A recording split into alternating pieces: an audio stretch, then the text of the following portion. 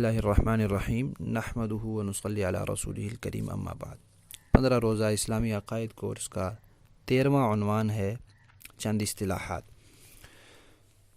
دین میں عقائد میں چند الفاظ استعمال ہوتے ہیں جو اصطلاحی الفاظ کہے جاتے ہیں، ان کا معنی بھی سمجھ لینا چاہیے کہ کسی کتاب میں وہ لفظ لکھا ہوا آئے یا کسی بیان میں سننے کو ملے تو پھر اس کا معنی معلوم ہو۔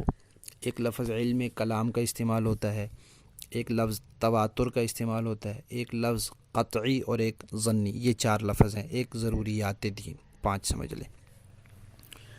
تو علم کلام، جس علم میں عقائد کے بارے میں گفتگو ہوتی ہے اسے علم کلام کہتے ہیں، اسے علم عقائد کہتے ہیں۔ پہلے زمانے میں اسے فقہ اکبر کہتے تھے۔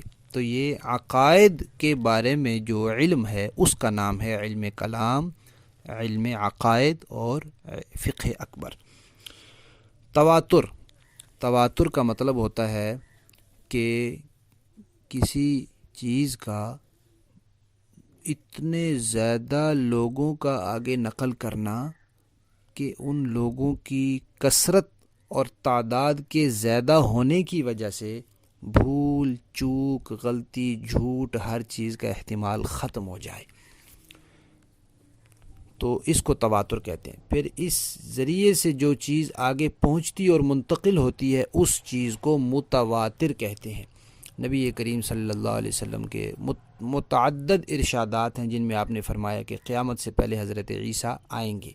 اب یہ ارشادات اتنے زیادہ لوگوں نے ہر زمانے میں نقل کیے ہیں، تو یہ اتنے زیادہ لوگوں کا نقل کرنا یہ تواتر ہے، اور یہ جو ارشاد ہے یہ متواتر ہو گیا۔ تو لوگوں کا نقل کرنا تواتر کہلاتا ہے، اور اس جو چیز آگے نقل ہو کر جاتی ہے اس کو متواتر کہتے ہیں۔ پھر ایک لفظ ہے قطعی۔ قطعی کا معنی ہوتا ہے پکا ٹھکا۔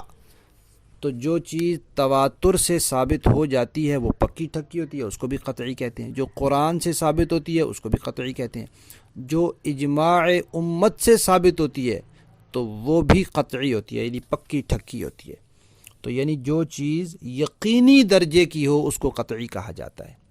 ایک لفظ استعمال ہوتا ہے ضروریات دین۔ یہ بھی وہی ہے کہ دین کی جو باتیں، جو چیزیں یقینی ذریعے سے ہم تک پہنچی ہیں، قرآن پاک سے، متواتر حدیث سے یا اجماع امت سے، ان سب چیزوں کو ضروریات دین کہا جاتا ہے۔ یعنی دیندار ہونے کے لیے ان کو ماننا ضروری ہے، جب تک ان کو نہیں مانے گا دیندار اور مسلمان نہیں ہو سکتا۔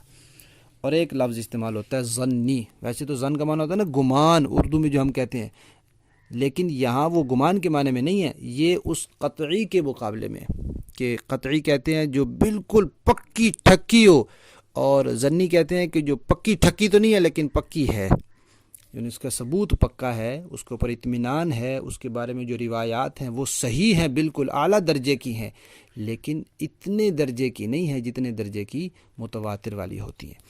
تو ان الفاظ کا معنی مفہوم بھی ذہن میں رکھنا چاہیے، کیونکہ دینی کتابوں میں یہ الفاظ استعمال ہوتے رہتے ہیں۔